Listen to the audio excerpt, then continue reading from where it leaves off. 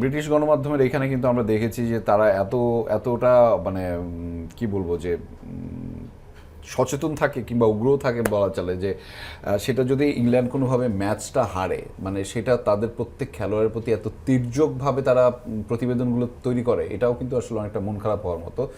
যেটা আমরা একটা নরওয়ের একটা উদাহরণ দিতে পারি যে ব্রিটিশ এয়ারওয়েজ মানে তারা কিভাবে তাদের প্লেয়ারকে ওদেরকে রিসিভ করছে, তাদেরকে রাজকীয় সংবর্ধনা দিয়েছে এবং প্রায় লাখের উপরে মানুষ তাদের মানে রাজধানীতে জড়ো হয়ে টিমকে হচ্ছে অভিবাদন জানাইছে। মিশরের ক্ষেত্রেও সেটি, মিশরের ক্ষেত্রে সাতখোলা বাসে তবে হচ্ছে একটা জিনিস এটা হয়ে আসে কেন যে ইংল্যান্ড যারা হচ্ছে পুরো পৃথিবীতে ক্ষমতার শীর্ষে ছিল, এখানে অনেকটা রাজনৈতিক ব্যাপারটাই বেশি আসে, কারণ তারা একটা সময় পুরো পৃথিবীতে সাম্রাজ্য চালিয়েছে।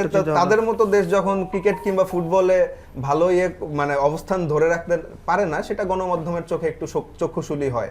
আর এটার পেছনে আরেকটা জিনিস আছে যে এই ইংল্যান্ডের সমর্থকরা আসলে তারা আদতে মানে পৃথিবীতে যে সবচেয়ে কট্টর সমর্থক গোষ্ঠী, তারা কিন্তু আসলে ইংল্যান্ডের, যাদেরকে হুলিগান নামে ডাকা হয়, যাদেরকে হুলিগান বলা হয় তারা আসলে ইংল্যান্ডের সমর্থক, এদেরকে কট্টর সমর্থক গোষ্ঠী বলা হয় হুলিগান।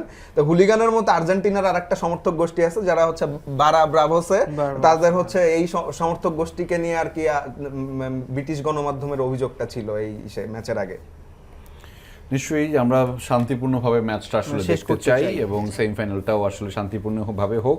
আর্জেন্টিনা নাকি ইংল্যান্ড, অবশ্যই আমরা আর্জেন্টিনার সাপোর্টার, চাইবো আর্জেন্টিনা আবারও ফাইনালটা খেলুক, ব্যাক টু ব্যাক ফাইনালে থাকবে আর্জেন্টিনা এবং সেটি 2026-এ মেসির হাতে কাপটা উঠুক, আমরা সেটা চাই, যেটির মাধ্যমে আমাদের গ্রেটকে দ্য গোটকে আমরা বিদায় দিতে চাই।